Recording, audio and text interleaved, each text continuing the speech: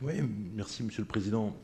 Je voulais remercier Valérie Garot de son attention sur l'opportunité de défendre l'ex-BTS IPM, formation dispensée par le lycée Pablo Neruda, en regrettant d'ailleurs qu'à l'époque, elle n'était pas encore là, elle aurait pu à mes côtés protester contre cette décision qui avait été soufflée par le président Leverne conjointement avec le rectorat, à l'époque où d'ailleurs le lycée Neruda avait été profondément fragilisé pour des raisons qui m'échappent encore. On a là un bel exemple avec le BTS IPM.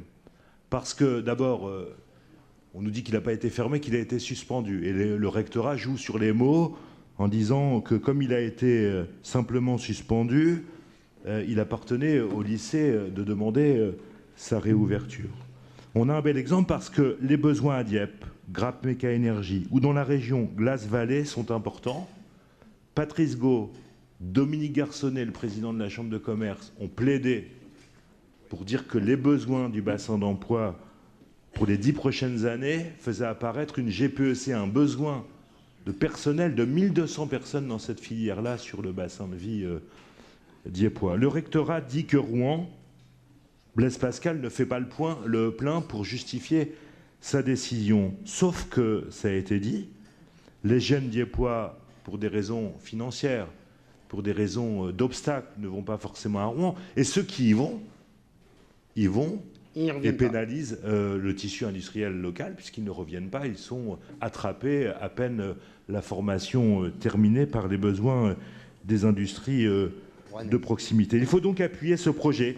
En dépit des réticences du rectorat, la région a l'opportunité de démontrer, alors j'ai souligné ce matin, et quand ça va dans le bon sens, il faut le dire, l'efficacité dont vous aviez fait, l'écoute dont vous aviez fait preuve pour le BTS maintenance de Neruda, eh bien il faut faire la même chose pour le BTS IPM.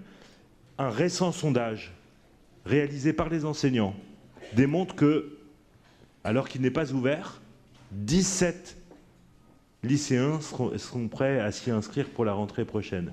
C'est vous dire qu'il y a le besoin dans l'industrie et dans le bassin de vie, il y a le besoin exprimé par les lycéens, il n'y a pas de dépenses puisque tout est fait pour accueillir ce BTS à Neruda, les locaux existent, la plateforme existe, il faut juste que la région tire l'oreille du rectorat et enfin on aura réparé l'injustice de Neruda.